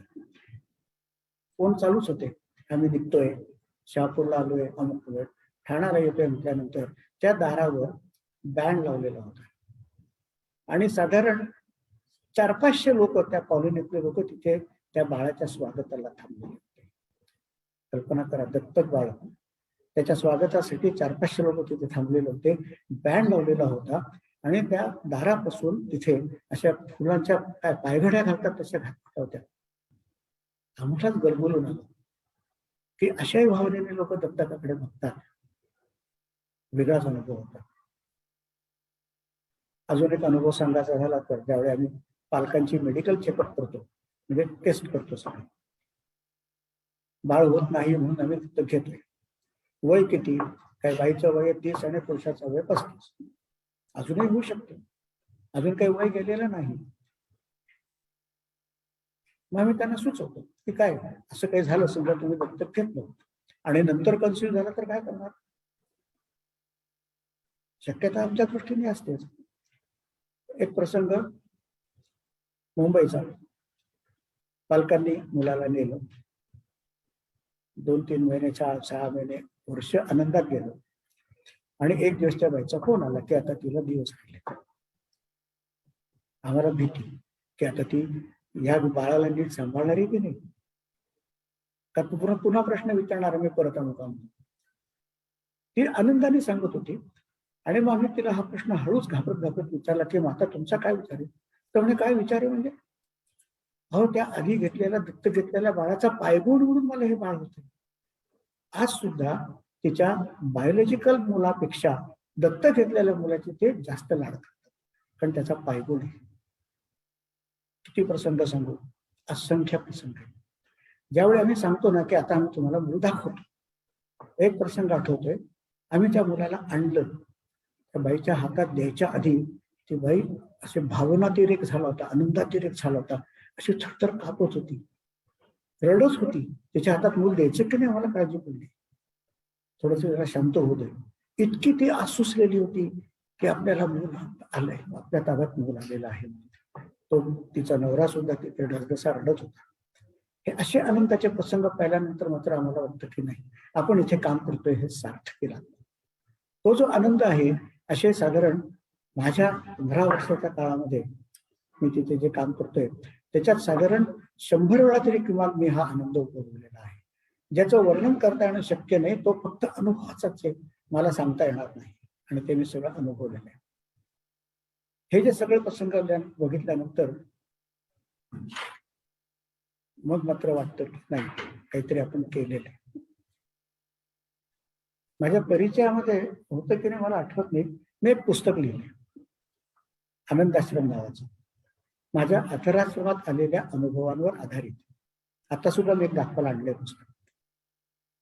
ते मी पुस्तक लिहिलेलं आहे. त्या पुस्तकाच्या प्रस्तावनेत लिहिलेलं आहे की अशोक स्तंभावरनं रोज हजारो लोक तिथनं जात असतात त्या रस्त्यावर, पण त्या 4 भिंतीच्या आतमध्ये जे काही वेगळं विश्व आहे ना, त्या विश्वाची तुम्हाला ओळख सुद्धा नाही. खूप वेगळं विश्व आहे. त्याची निदान थोडीशी तरी ओळख व्हावी, एवढ्या एका उद्देशाने मी हे पुस्तक लिहितोय. त्याच्यात असे वेगवेगळे प्रसंग आहेत. ह्याच्यातले मी आता तोंडी सांगितले ते 2-4 आहेत, फुटकाळ आहेत. सरकारी अधिकाऱ्यांचे अनुभव काय आहेत, देणगीदारांचे अनुभव काय आहेत, दत्तक पालकांचे अनुभव काय आहेत. आता त्याच्या अनुषंगाने एक आठवण.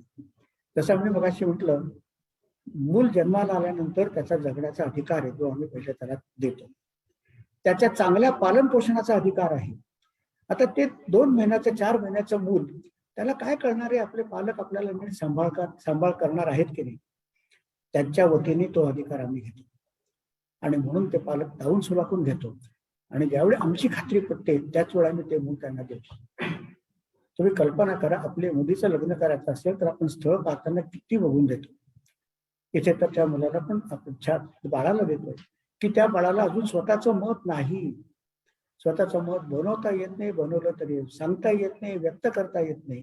मग त्याच्या वतीने कोण? त्याच्या वतीने आम्ही. त्याचा हक्क आम्ही मिळवून देण्यासाठी आम्ही काळजी करतो. आता एक बहीण भाऊ होते, 2 वर्षाचा, दीड वर्षाचा अंतर. आई वडील गेले, मुलं आश्रमात आली.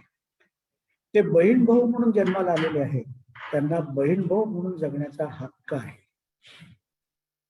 आम्ही असंच घर बघितलं की ज्या घरी ते दोघांनाही दत्तक घ्यायला तयार असते. आम्हाला त्या बहीण आणि भावाची ताटात उठवू द्यायची नव्हती. त्यांना आम्ही असंच घर बघून दिलं. आता हे नियम नाही आहे बरं का, हे आम्ही आमच्यावर लावून घेतलेले एथिक्स आहे की असं घर बघितलं, वेळ लागेल पण आम्ही त्या दोघांची ताटातूट होऊ देणार नाही. आता आपण ठरवतो एक, घडतं वेगळंच. आम्ही त्यांना ते दिलं. दुर्दैवाने ते आई वडील गेले. आता पुन्हा प्रश्न आला, परत घेणार नाही.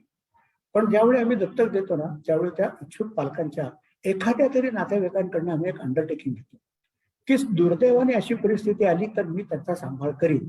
मग त्या बाईचा भाऊ असेल किंवा त्या पुरुषाचा भाऊ असेल, कोणीतरी काका मामा वगैरे, त्यांच्याकडनं आम्ही अंडरटेकिंग घेतो. तसं अंडरटेकिंग ज्यांच्याकडनं घेतलं होतं त्यांना आम्ही सांगितलं आता या मुलांचं काय करायचं. त्यामुळे आम्ही काळजी घेणार होतो. आम्ही आर्थिक परिस्थिती आहे, आमचेच पुतणे भाचे आहेत, फक्त आम्ही त्यांना घरात ठेवू शकणार नाही काही परिस्थितीमध्ये. ज्या 2 बहीण भावांना जन्माला घालताना एकत्र घातलं, बहीण भाऊ म्हणून जन्माला घातलं, त्यांना आम्ही दत्तक देताना सुद्धा बहीण भाऊ म्हणून दत्तक दिले. आज दुर्दैवाने तो मुलगा एका बोर्डिंग स्कूलमध्ये आहे, मुलगी दुसऱ्या बोर्डिंग स्कूलमध्ये आहे. मुलांचं आणि मुलींचं बोर्डिंग स्कूल एकत्र नाही, त्यामुळे अल्टिमेटली त्यांची ताटात झालीच. एक जुळक मुलं होती, एक मुलगा आणि एक मुलगी, जुळी. आम्ही त्यांना घर दिलं, जुळं म्हणूनच दिलं. अत्यंत आनंदाने राहत आहे. आणि काय एकेकाचं नशीब असतं, दोघे जण अमेरिकन कपलनी घेतलं. आज ते जण अमेरिकेमध्ये सुखाने आनंदाने राहत आहेत. जुळी मुलं जुळी म्हणूनच राहतात. आता प्रश्न एक फक्त राहतो, वेळेस तुम्हाला कल्पना द्या. 5-10 मिनिटं. ओके.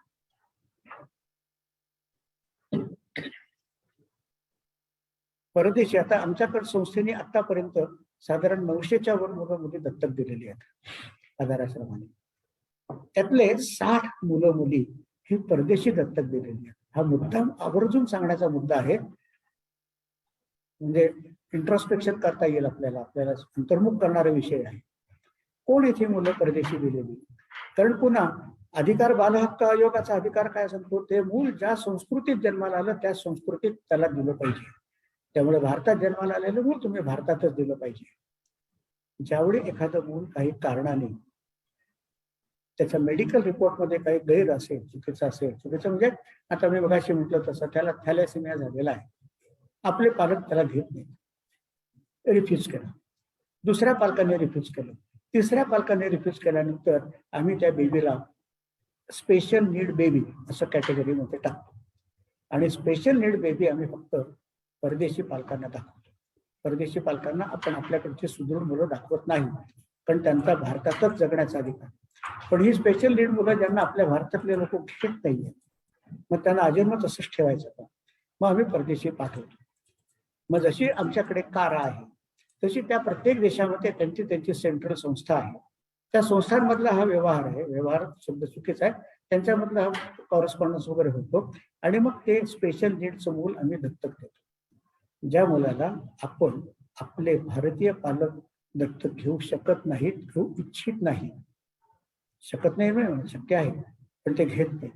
आणि अशा मुलांना आम्ही परदेशी पाठवतो. त्यांच्या तिथे उत्तम सोय होते, तिथे सुबत्ता असते, सगळ्या सुखसोयी असतात.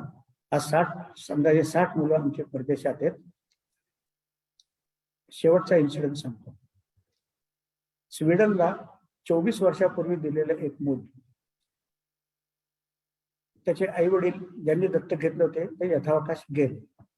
त्या मुलाला त्यांनी सांगितलं नाही, दत्तक आहे एवढंच सांगितलं होतं, पण बाकी डिटेल्स काही सांगितलं नाही. आई वडील गेले. आई वडिलांचे कागदपत्र 24 वर्षानंतर पाहता पाहता त्या मुलाला एक फोटो सापडला. त्या फोटोमध्ये एक 4 लहान बाळ होते. बाळ म्हणजे थोडीशी 2-2, 3-3 वर्षाची मुलं होती. हा म्हणे आपला फोटो आहे. त्यांनी त्या फोटोवरनं शोध घ्यायला सुरुवात केली. त्याला फक्त एवढंच कळलं होतं की नाशकात नाही.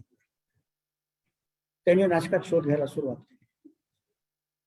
तोपर्यंत आमच्या संस्थेचं नावही बदललं होतं. अनाथ महिलाश्रमचा आधाराश्रम झाला. तो इंटरनेटवर इकडे पाहतोय तिकडे पाहतोय असं करून त्याने आमच्याकडे तो फोटो पाठवला. आमच्या सोशल वर्करने तो फोटो बघितला आणि एक अतिशय जुनी सोशल वर्कर होती. तिने बघितल्याबरोबर तिने म्हटलं, अरे हा तर बारक्या. समजले सगळे लोक. ते म्हणे हा आपल्याकडचा मुलगा आहे. 3 वर्षाचा असताना हा स्वीडनला दिलेला आहे. त्यावेळी आपण त्याला बारक्या म्हणायचो. आम्ही त्याला कळवलं की ओके तुझा पत्ता लागलेला आहे. तुला फक्त संस्था कुठली एवढंच पाहिजे ना, तू आमच्याच संस्थेतनं गेलेला आहे. आमच्याकडचे काही फोटो डॉक्युमेंट वगैरे त्याला पाठवले.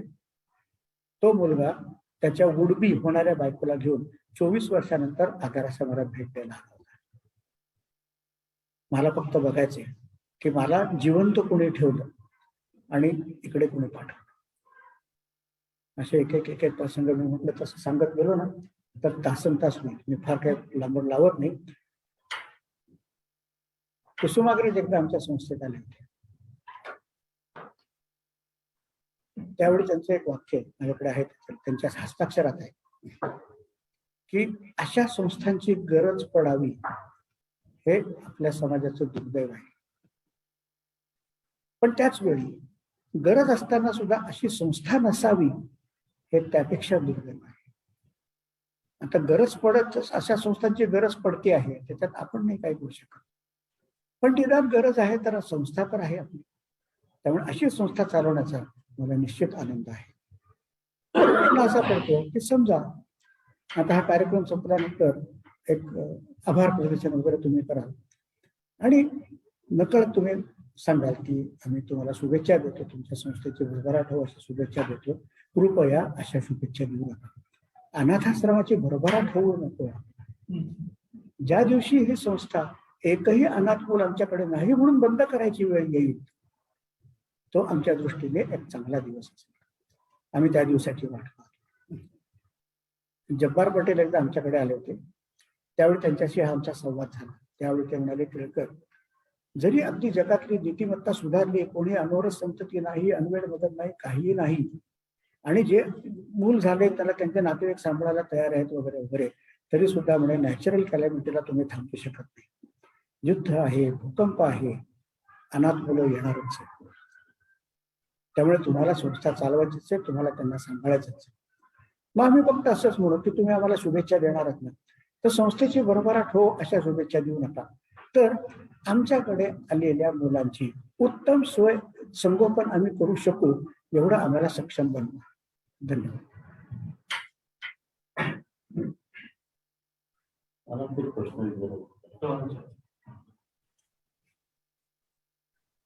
धन्यवाद सर.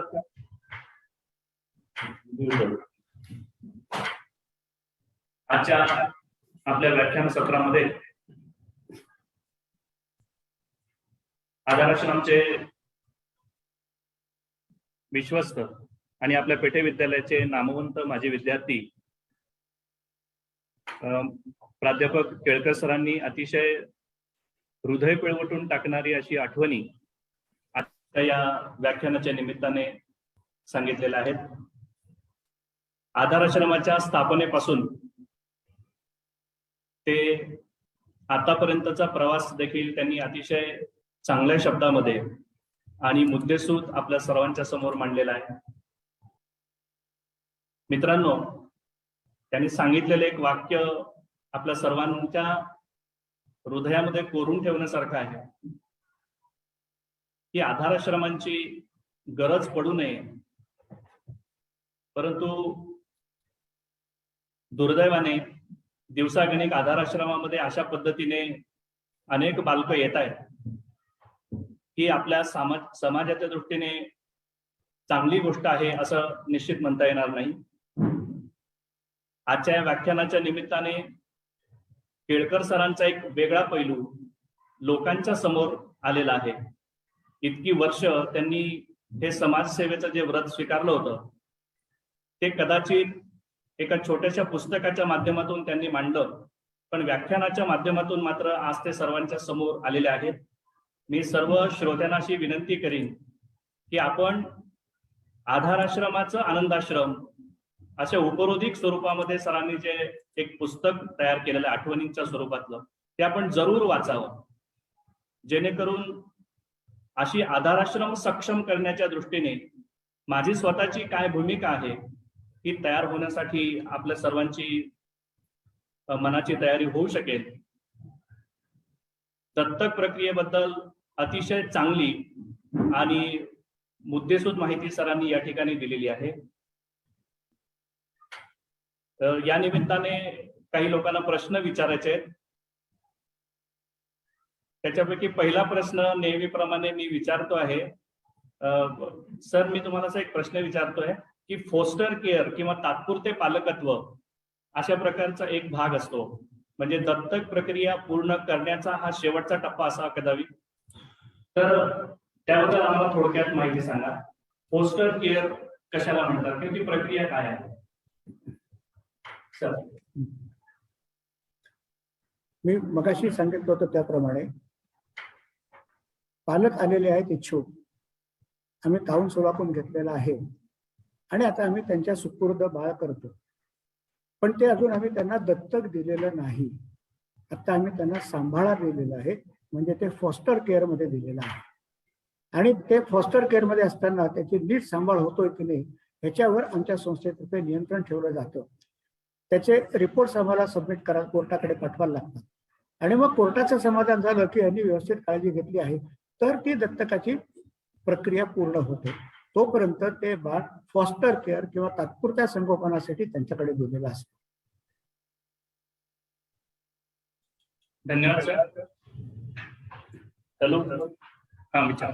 केळकर सर, तुमचं व्याख्यान इथे आयोजित करण्यातला माझा एक सुप्त हेतू असा होता की नोकरीतून रिटायर झाल्यानंतर या कामामध्ये तुम्ही पूर्णपणाने स्वतः झोकून दिलं. या कामामध्ये मदत करण्याची वेगवेगळी क्षेत्र किंवा वेगवेगळ्या संधी तुमच्या संस्थेमध्ये उपलब्ध असतील.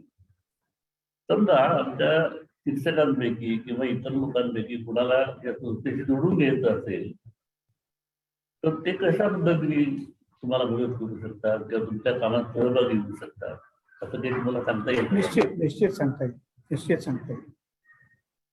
काही वर्षापूर्वी गुप्ते सरांच्या सहकार्याने, कारण गुप्ते सरांचे मोठे भाऊ त्यांनी आश्रमासाठी खूप काम केले, म्हणजे आश्रमाला जागा मिळवून देण्यासाठी सुद्धा ते कारणीभूत आहेत महानगरपालिकेचे. त्यामुळे गुप्ते सरांना त्याची पूर्ण कल्पना आहे. पेठे हायस्कूलमधनं सेवानिवृत्त झालेल्या शिक्षक शिक्षिकांची एक संस्था आहे, मला त्याचं असं नाव ते काहीतरी पिरियडिकली मधून भेटत असतात. त्यावेळी त्यांनी मला सांगितलं एक दिवस मी तुम्हाला भेटेन, तुम्ही तिथे येऊन सांगा की कोण काय करू शकतो. त्यावेळी मी त्या संस्थेत गेलो होतो आणि तिथे भाषण केलं होतं की तुम्ही सेवानिवृत्त आहात. मी पर्टिक्युलरली महिलांबद्दल सांगतो, कारण त्या संस्थेमध्ये आमच्याकडे पुरुष स्वयंसेवकांना यायला बंदी आहे, कारण आमची संस्था प्रामुख्याने मुलींसाठी आहे, 12 वर्षापर्यंतच्या मुली.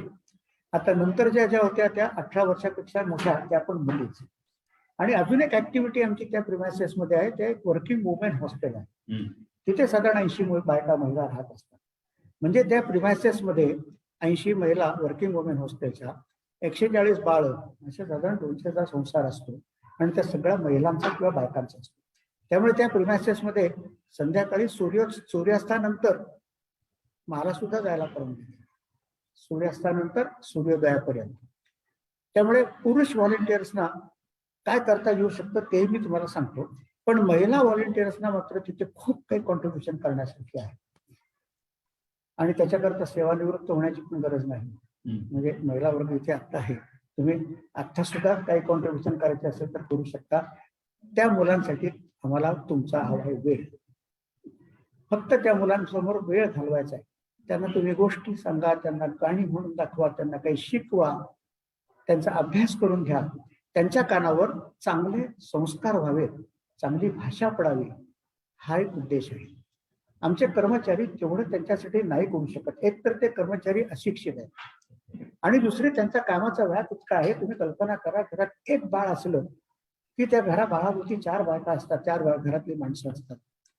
आणि इथे आमच्या लहान मुलांच्या सेक्शन मध्ये कोणत्याही मोमेंटला आज सुद्धा तिथे साधारण 30 ते 35 लहान बाळ असतात.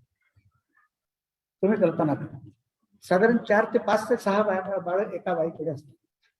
एकाला आंघोळ घालायची, त्याला फीडिंग करायचं, त्याचे कपडे बदलायचे, मग दुसरा, मग तिसरा, चौथा, तोपर्यंत पहिल्याची. त्यांचे शू सारखे चालू असतात, त्यांचे मोठे ढिगाणी कपडे असतात, ते काम चालू असतं. त्यामुळे त्या बायका त्या बाळांसाठी त्यांचं इमोशनल डेव्हलपमेंटसाठी वेळ देऊ शकत नाही, सायकोलॉजिकल डेव्हलपमेंटसाठी वेळ देऊ शकत नाही. तो वेळ कोणी दिला तर आम्हाला हवा आहे. तुम्ही येऊ शकता बाळांशी.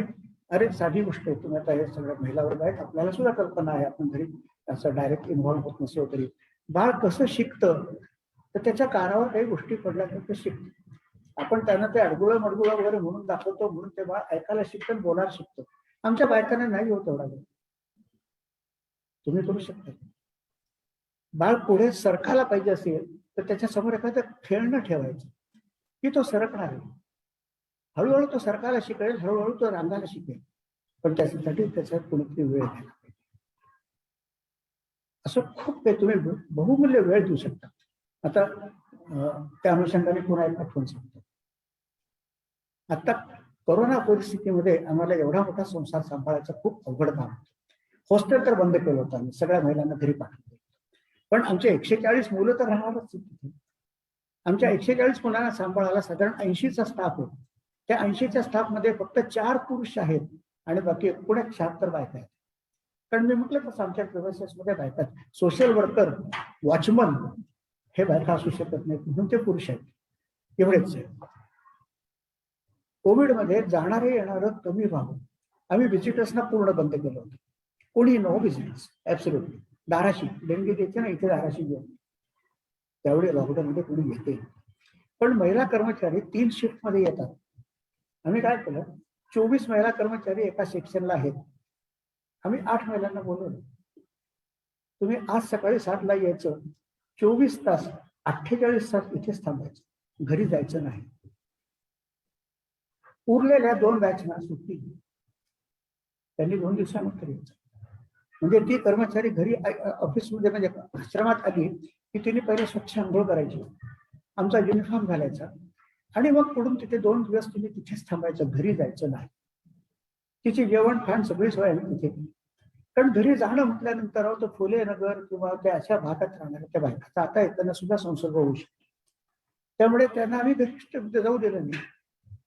फरक असा पडला, जसं लॉकडाऊन अच्छा होत आहे तसं त्या बायका त्याचं ड्युटी झाल्यानंतर 8 तासाची ड्युटी झाल्यानंतर तिथेच राहतात. तिथेच राहतात म्हटल्यानंतर आपोआपच त्या मुलांबरोबर राहायच्या, नकळत त्या मुलांबरोबर राहायच्या, नकळत त्या मुलांना खेळवायच्या आणि त्या मुलांना अजून म्हणजे हे मिळालं, प्रेम मिळालं त्या बायकांकडून. आणि त्या मुलांची त्या काळामध्ये जेवढी इमोशनल डेव्हलपमेंट झाली तेवढी नॉर्मल होत नव्हती. आमच्या डॉक्टरांची एक तक्रार होती की मुलांना तुम्ही खाऊ पिऊ छान घालता, उत्तम खायला घालता, त्यामुळे मुलं शरीराने वाढतात, 6 महिन्यापर्यंत वाढतात. 6 महिन्यानंतर त्यांची डेव्हलपमेंट का होत नाही, तर त्यांना इमोशनल डेव्हलपमेंटसाठी जे पाहिजे ते मिळत, ती त्यांना तिथे मिळाली. आणि त्या काळामध्ये तुमचा विश्वास बसणार नाही, साधं सर्दी पडसाचा सुद्धा आजार एवढ्या 140 मुलांमध्ये नव्हता. करोना तर लांब राहिला, एकाही मुलाला हॉस्पिटलमध्ये ऍडमिट करायची वेळ आली नाही.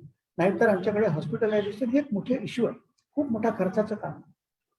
पण तेवढ्या 1.5 ते 2 महिन्यामध्ये एकाही बाळाला हॉस्पिटलाइज करायची वेळ आलेली, सर्दी प्रोसेस सुद्धा झालं नाही, उत्तम राहत होत.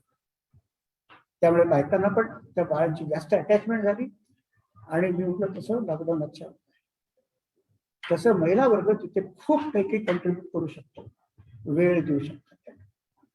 तुमच्याकडे जे स्किल आहे ते स्किल, मी तर सांगितलं ना, स्किल नाही अहो, लहान मुलांना खेळवणं हे तुमच्यात नॅचरल असलेली गोष्ट आहे. वेळ देणं, तुम्ही जे म्हणता, वेळ देणं.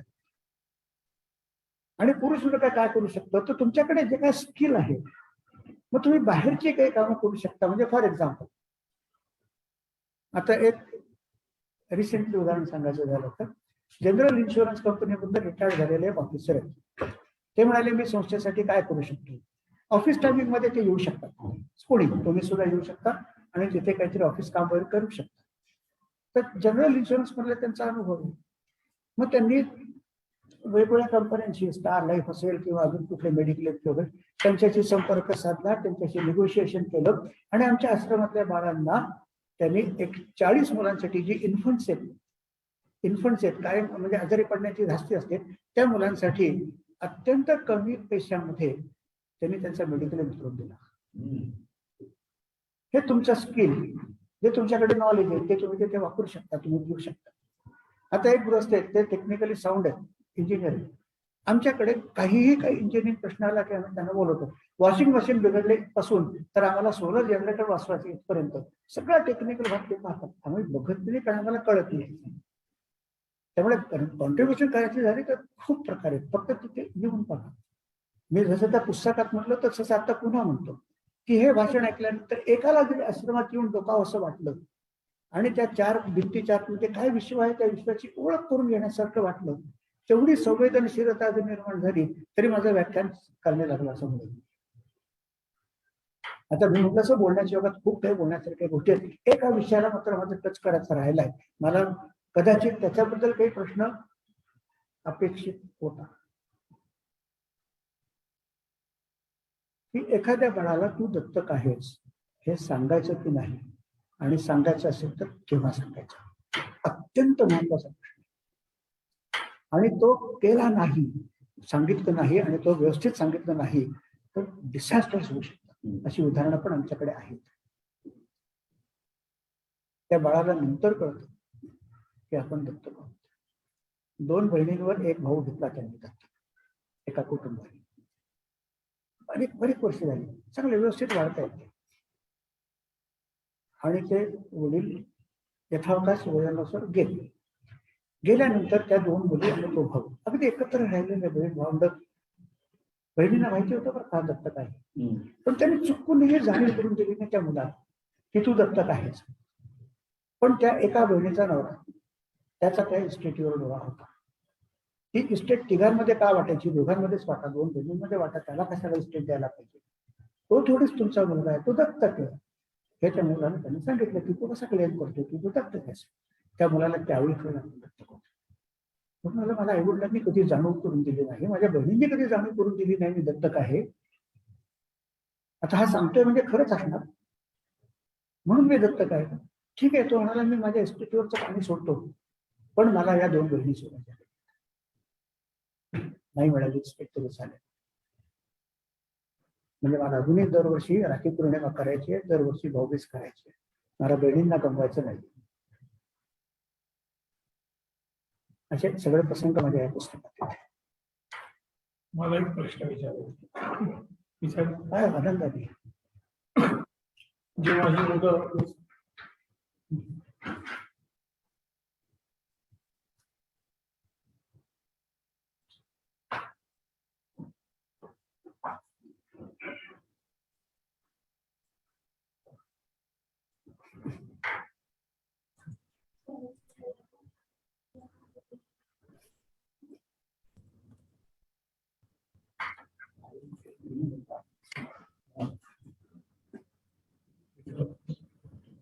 जेव्हा ही मुलं मोठी व्हायला लागतात, त्या मोठी व्हायला लागल्यानंतर त्यांच्या शिक्षणाची व्यवस्था आपण काय करतो? नाही, आता आमच्याकडे 12 वर्षापर्यंतच फक्त मुलं असतील तर ती 6 वर्षापर्यंत ठेवण्याची सोय आहे, परवानगी आहे. आणि मुली असतील तर त्या 12 वर्षापर्यंत. दत्तकासाठी आलेली मुलं, आमचा अनुभव असा आहे की 1 वर्षापेक्षा जास्त टिकत नाहीत, त्याच्या आतच ती दत्तक जातात. कारण इथे वेटिंग लिस्ट असते दत्तक पालकांची, त्यामुळे ती राहत नाही, जातातच ती दत्तक. म्हणजे एखादं मूल 4 वर्ष झाली दत्तक गेलं नाही म्हणून आमच्याकडे पडून आहे असं एकही उदाहरण नाही, एकही उदाहरण नाही. आता दुसरी जी मुलं असतात ना आमच्याकडे, मी म्हटलं तसं दुसरा जो सेक्शन आहे की त्या सेक्शन बद्दल मी आता काहीच बोललो नाही, कारण माझा कॉन्सन्ट्रेट करायचं होतं दत्तक या कन्सेप्टवर, म्हणून मी त्याच्याबद्दल फार बोललो नाही. की 6 ते 12 वर्षापर्यंतची मुलं मुली आहेत ती आमच्याकडे का राहत आहेत, की त्यांचे आई वडील त्यांची काळजी घेण्याला सक्षम नाहीत. आई आहे तर वडील नाही, वडील आहे तर आई नाही, आई वडील आहेत पण घर नाही, कुठेतरी फुटपाथवर राहत आहेत. पुन्हा तेच म्हणजे त्यांचा तो juvenile justice care and protection act, त्या मुलांना चांगल्या पालन पोषणाचा हक्क आहे, तो मिळत नसेल तर तो मिळवून देण्याचं काम सरकारचं आहे. म्हणजे सहज म्हणून सांगतो, तुमच्या माहितीत तुमच्या शेजारी राहणार कोणीतरी एखादं झोपडपट्टी असेल किंवा काय असेल, ते दोघं जण नवरा बायको त्या मुलीची काळजी घेत नाहीयेत आणि तिचे हाल करतात असं जर का तुम्ही कळवलं तर पोलीस येऊन त्या मुलाला ताब्यात घेऊन आमच्याकडे आणून देऊ शकतात. कारण त्या मुलाचा संरक्षित जगण्याचा हक्क आहे, तो त्याचे आईवडील देऊ शकत नसतील तर संस्था देईल, तोही त्याचा अधिकार आहे, तोही त्याचा हक्क आहे. तर तशी मुलं आमच्याकडे राहतात. मुलं 6 वर्षापर्यंत, मुली 12 वर्षापर्यंत. त्या 6 वर्षापर्यंत मुलांचं आणि 12 वर्षापर्यंत मुलींचं सगळं खाणं पिणं औषध पाणी शिक्षण सगळं आम्ही करतो. आपलं मागे विषय पण झाला होता, त्या मुलींना रंगोबेमध्ये आणायचं असं एकदा मला सरांनी ऑफर दिली होती की आपण त्यांचा खर्च करू पण त्यांना रंगोबेमध्ये आणायचं. आता थोडंसं त्यावेळी मी सांगितलं आमची इमॅजिनिटी काय आहे. आज मी 4 मुलींना रंगोबेमध्ये आणलं तर बाकीच्या मुली माझ्या त्या समोरच्या मराठी शाळेतच जाणार, मला डिस्क्रिमिनेट नाही करता येणार. मला एकतर एकूणच सगळ्या मुलींना रंगोबेमध्ये आणायला लागेल आणि नाही तर सगळ्या मुली आयटीचे. तर आता आमच्या त्या मुली वायडी बिटको मध्ये प्रकाश वैशंपांकडे, हा तिथे शाळेत जातात. त्यामुळे त्यांचं शालेय शिक्षण 12 वर्षापर्यंत आम्ही करतो. 12 वर्षानंतर मग शासन सांगेल त्या संस्थेत आम्ही त्या मुलींना बदलीवर पाठवतो, शिफ्ट करतो. मग त्याच्यानंतर मग मात्र आमच्या त्या मुलीशी काही संपर्क राहत नाही.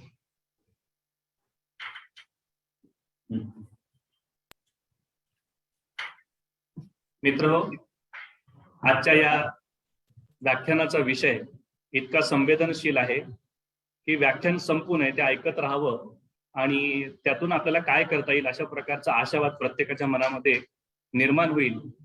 अशा स्वरूपाचं आजचं हे व्याख्यान आपल्या सर्वांनाच अंतर्मुख करून सोडणार असं व्याख्यान प्राध्यापक केळकर सरांनी आज या ठिकाणी दिलेलं आहे. जाताना मला एकच गोष्ट या ठिकाणी सांगावीशी वाटते, नमूद करावीशी वाटते की विंदा करंदीकरांनी त्यांच्या एका कवितेमध्ये असं म्हटलं की कोणाकडून काय घ्यावं, देणाऱ्याने देत जावे, घेणाऱ्याने घेत जावे, घेता घेता एक दिवस देणाऱ्याचे हात घ्यावे. केळकर सरांसारखे असे अनेक समाजसेवी लोक आपल्या समाजामध्ये आहेत की त्यांच्याकडून समाजसेवेचं व्रत आपण प्रत्येकाने अंगीकारलं पाहिजे. ही एक आवर्जून नमूद करण्यासारखी गोष्ट मला या ठिकाणी तुम्हा सर्वांना सांगायची आहे. आपण सर्वजण या कामामध्ये एक पाऊल पुढे टाकाल अशी आशावाद व्यक्त करतो आणि कार्यक्रमाच्या समारोपाच्या प्रसंगी आपल्या शाळेच्या उपमुख्याध्यापिका कांडळ मॅडमना विनंती करतो की त्यांनी आभार प्रदर्शन करावं.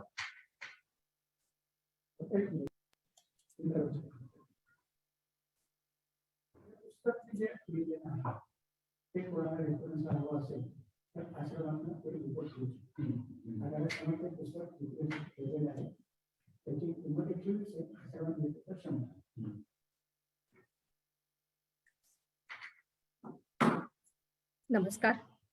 आपल्या नाशिक एज्युकेशन सोसायटी व पेठे विद्यालयाच्या शतक महोत्सवी वर्षानिमित्त आयोजित व्याख्यानमालेत आज आपल्या पेठे विद्यालयाचे नामवंत माजी विद्यार्थी माननीय प्राध्यापक प्रभाकर केळकर सर यांनी दत्तक विधान प्रक्रिया व आधार आश्रम या विषयाद्वारे प्रश्नोत्तर पद्धतीने आपल्याशी संवाद साधून अतिशय महत्त्वपूर्ण माहिती देऊन या विषयासंदर्भात समाजात असलेले समज गैरसमज यावर देखील प्रकाश टाकला व या शतक महोत्सवी व्याख्यानांच्या पुष्पमाळेत 19वे पुष्प गुंफले.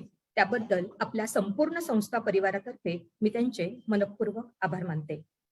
चांगल्या विचारातून वैचारिक क्रांती घडावी या हेतूने विविध विषयांवर तज्ज्ञ व्यक्तींचे विचार ऐकण्याची संधी उपलब्ध करून दिल्याबद्दल सर्व सन्माननीय संस्था पदाधिकाऱ्यांनाही मनपूर्वक धन्यवाद देते. ऑनलाईन व्याख्यानाचा लाभ घेणारे सर्व आजी माजी विद्यार्थी, फेलोज, संस्थेचे सर्व हितचिंतक, कार्यक्रमाचे संयोजक या सगळ्यांना मनापासून धन्यवाद देते. पुढील व्याख्यानास उपस्थित राहून आपण प्रतिसाद द्याल अशी अपेक्षा व्यक्त करते व थांबते. धन्यवाद.